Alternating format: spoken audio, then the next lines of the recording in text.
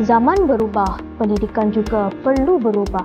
Kementerian Pendidikan Malaysia (KPM) membawa transformasi digital untuk memperkasakan pendidikan negara.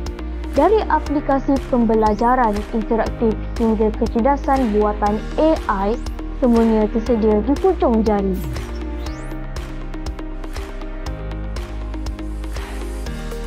Assalamualaikum warahmatullahi wabarakatuh.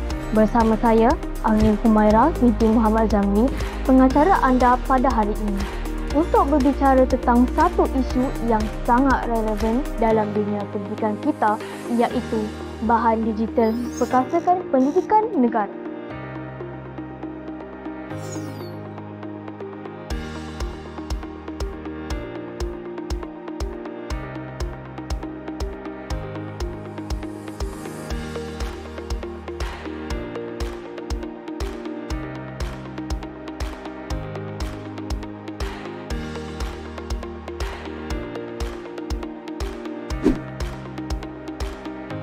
Aplikasi Delima merupakan platform digital inovatif yang direka untuk memudahkan proses pembelajaran dan pemudahcaraan. Dengan aplikasi Delima, pendidikan kini lebih mudah dan menarik. Murid boleh mengakses bahan pembelajaran pada bila-bila masa, manakala guru boleh mengurus kelas secara digital. Semuanya dalam satu platform.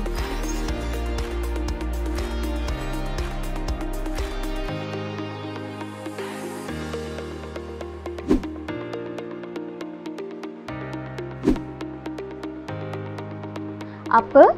Tak sempat ke sekolah? Jangan risau. Didik TV KPM menyediakan kandungan pendidikan berkualiti tinggi untuk semua murid di Malaysia. Pembelajaran kini dapat berlangsung di mana sahaja dan pada bila-bila masa.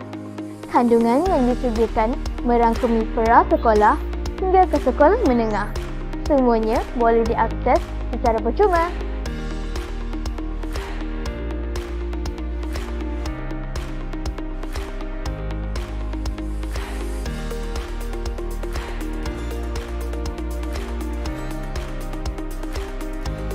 Alhamdulillah, Didik TV membantu pelajaran anak saya.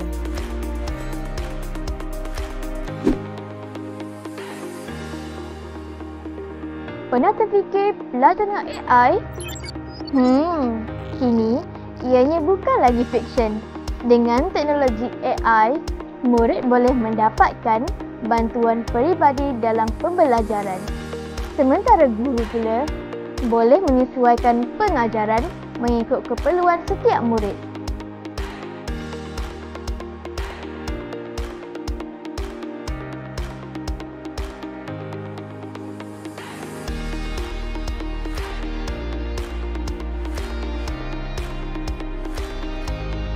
AI juga mampu menjadikan pembelajaran lebih interaktif dan menyeronokkan melalui simulasi, gamifikasi dan analisis data pintar.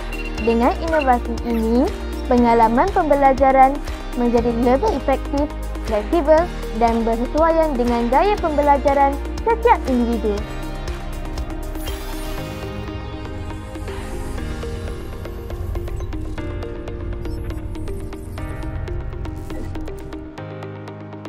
Bahan digital KPM bukan sekadar teknologi, tetapi masa depan pendidikan negara.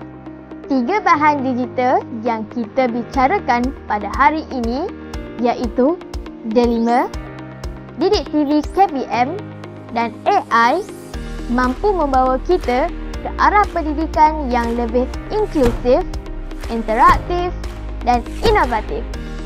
Ayo, kita sama-sama memperkasakan pendidikan Malaysia.